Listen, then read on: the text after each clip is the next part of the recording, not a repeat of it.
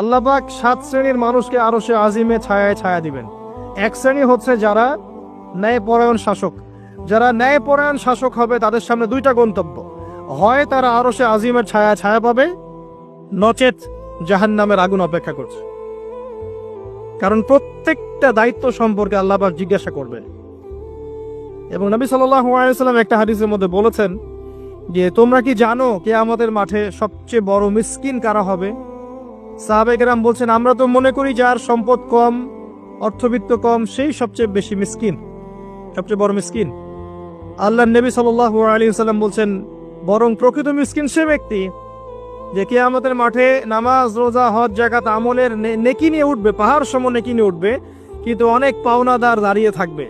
কারো হক নষ্ট করেছে, কারো গীবত করেছে, কারো অপবাদ, কাউকে অপবাদ দিয়েছে, কাউকে অত্যাচার করেছে, সবাই দাঁড়িয়ে থাকবে। এদের হক আদায় না করা পর্যন্ত সে পুলসিরাত পার হতে পারবে না। তখন কি করতে হবে? নিজের নেকি ওদেরকে দিতে হবে, কারণ তখন কোনো বেচা কেনার সুযোগ নাই, হক আদায়ের কোনো সুযোগ নাই। নিজের নেকি ওদেরকে দিয়ে শোধ করতে হবে। নেকি শেষ হয়ে গেলে কি হবে?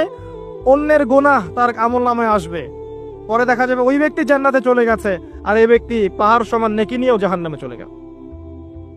অতএব দায়িত্ব যারা পালন করবেন তাদেরকে খুব সতর্ক সাবধান থাকতে হবে যে আপনার দ্বারা কল্যাণ ছাড়া যেন অকল্যাণ না হয়।